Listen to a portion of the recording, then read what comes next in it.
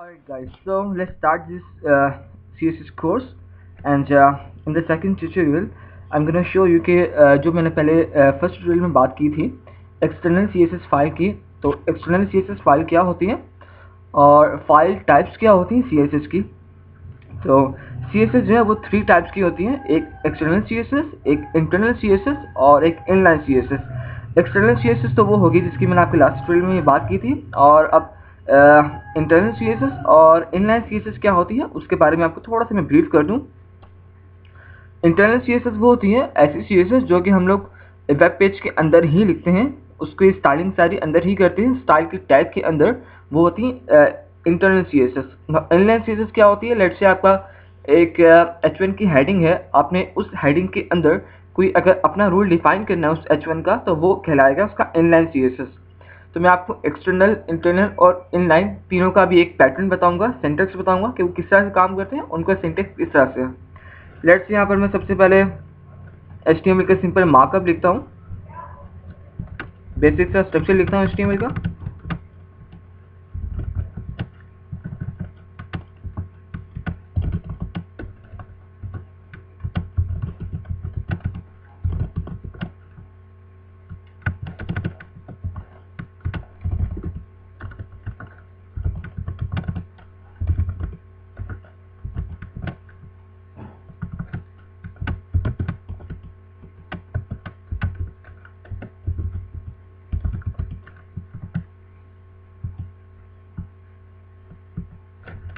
Alright, तो यहाँ पर अगर हम लोग एक CSS फाइल अटैच करना चाहें, हम कुछ इस तरह से अटैच कर सकते हैं कि हम यहाँ से सबसे पहले एक लिंक का टैग ओपन करेंगे, और आपको मैं वाज़ेह कर दूँ कि जो लिंक का टैग है ये सेल्फ क्लोजिंग होता है। इट्स मीन कि इसका जो क्लोज टैग है वो नहीं होता। लेट्स से जैसे कि टाइटल का क्लोजिंग टैग है, हेड का क्लोजिंग टैग है और HTML का क्लोजिंग टैग है, इस तरह से लिंक का क्लोजिंग टैग नहीं होता और ये सेल्फ क्लोजिंग होता है। तो लिंक के बाद इसकी टाइप बताते हैं कि टाइप क्या है फाइल की। लेट्स से टाइप जो है CSS है, और तो मैं लिख सकता हूँ टेक्स्ट CSS, और उसके बाद में हाइपरलिंक रेफरेंस के अंदर मैं बता दूंगा कि मेरी जो फाइल है CSS पड़ी हुई है उसका पाथ क्या है। तो अक्सर जो इसका पाथ होता है वो जहाँ पर आपकी HTML डॉक्यूमेंट यहाँ पर पड़ा हुआ है, वहाँ पर लेट्स से आपका कोई फोल्डर है CSS के नाम का जिसके अंदर आपने सारी स्टाइल शीट अपनी रखी हुई है, तो आप डायरेक्ट उस फोल्डर का नाम लिखकर उस फाइल को एक्सेस कर सकते हैं। यहाँ पर अगर आपने जहाँ पर HTML फाइल रखी हुई है आपने वहीं पर .css की एक्सटेंशन के साथ कोई फाइल बना दिया, तो आप उसे डायरेक्ट किसी भी नाम के साथ सेव करके यहाँ पर अटैच कर सकते हैं। लेट्स से अगर उसका नाम स्टाइल है तो मैं कुछ इस तरह से उसको अटैच कर सकता हूँ, style.css। और जब तक आप ये .css नहीं लिखेंगे यहाँ पर और फाइल के साथ, तो ये CSS जो है कंसीडर नहीं की जाएगी। तो यहाँ पर एक्सटर्नल CSS की मैं बात कर रहा था, तो यहाँ पर मैं इसको सेल्फ क्लोज कर दूंगा, बिल्कुल इस तरह से आप देख रहे हैं। तो ये जो हमने अभी अटैच की है फाइल, इसे कहते हैं एक्सटर्नल CSS, जिसकी मैंने आपसे फर्स्ट लेक्चर में भी बात की थी। एक्सटर्नल CSS HTML4 के अंदर इंट्रोड्यूस हुई थी।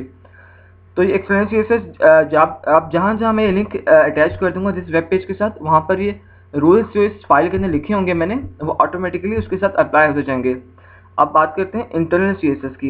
इंटरनल CSS ये होती है कि आप अपने HTML मार्कअप के अंदर हेड के अंदर ही एक स्टाइल का टैग ओपन करते हैं, उसे क्लोज करते हैं, और आप इसके अंदर ही कोई CSS के रूल्स डिफाइन कर देते हैं। अब इसके अंदर इस विद इन दिस 2 टैग्स आप जितने भी CSS के रूल्स डिफाइन करेंगे वो जस्ट इस वेब पेज के ऊपर ही अप्लाई होंगे और किसी वेब पेज के ऊपर अप्लाई नहीं होंगे। अभी जो मेरा वेब पेज है वो index.html है, तो सिर्फ index.html के ऊपर ही अप्लाई होंगे और किसी वेब पेज के ऊपर अप्लाई नहीं होंगे। ये होती है इंटरनल CSS। इनलाइन CSS क्या होती है? इनलाइन CSS के अंदर मैं आपको लेट्स से मैं यहाँ पर बॉडी टैग ओपन करता हूँ, बॉडी टैग क्लोज करता हूँ। लेट्स से यहाँ पर मेरा कोई H1 का टैग है या कोई पैराग्राफ टैग है। ऑलराइट, अब इस पैराग्राफ टैग के अंदर मैं यहाँ पर अगर कोई CSS का रोल डिफाइन करता हूँ, लेट्स से मैं चाहता हूँ कि मेरा जो कलर है इस पैराग्राफ का वो रेड हो जाए या ब्लैक हो जाए या कोई भी हो जाए, तो यहाँ पर मैं जो रूल डिफाइन करूँगा वो होगा इनलाइन CSS। तो आई गेस कि आपको समझ में आ चुका होगा कि CSS 3 टाइप्स की होती है, एक्सटर्नल, इंटरनल और इनलाइन। एक्सटर्नल क्या होती है, इंटरनल क्या होती है और इनलाइन क्या होती है। अब ज़्यादा प्रेफरेंस किसे दिया जाता है? ज़्यादा प्रेफरेंस आपको पता है उसे दिया जाएगा जो ज़्यादा रिलायबल है यूज़ करने के लिए, वो है एक्सटर्नल। बट अभी जो हम अपने लेक्चर्स के अंदर देखेंगे वो हम काम करेंगे इंटरनल CSS से। हम सिर्फ सारे रूल्स यहाँ पर डिफाइन करेंगे। तो बाद में जब हम जब प्रोजेक्ट तैयार करेंगे उसमें जो हम यूज़ करेंगे वो होगी एक्सटर्नल, बट अभी अपनी आसानी के लिए हम लोग इंटरनल यूज़ करेंगे। और रही बात इनलाइन की, इनलाइन यूज़ करना आप कह सकते हैं कि ज़्यादा प्रेफरेबल नहीं समझा जाता, बट इसको यूज़ हम तब कर सकते हैं लेट्स से कि आप एक छोटा सा रूल डिफाइन करना चाहते हैं किसी पैराग्राफ के ऊपर, किसी हेडिंग के ऊपर या किसी सेल्फ टैग के ऊपर। तो आप नहीं चाहते कि आप उसको मतलब कि HTML डॉक्यूमेंट के अंदर, CSS फाइल के अंदर आप उसे इंट्रोड्यूस करवाएं। आप जस्ट चाहते हैं कि बस मैं एक छोटा सा रूल यहीं पर लिख दूँ कहीं पर, तो आप इसको यहाँ पर डिफाइन कर सकते हैं, उसका प्रॉब्लम नहीं है। उस टाइम पर ये काफ़ी इंपॉर्टेंट होता है यूज़ करना inline CSS। तो from the next tutorial we are going to learn the CSS through our external CSS type of CSS, and till then take care and best of luck and happy coding.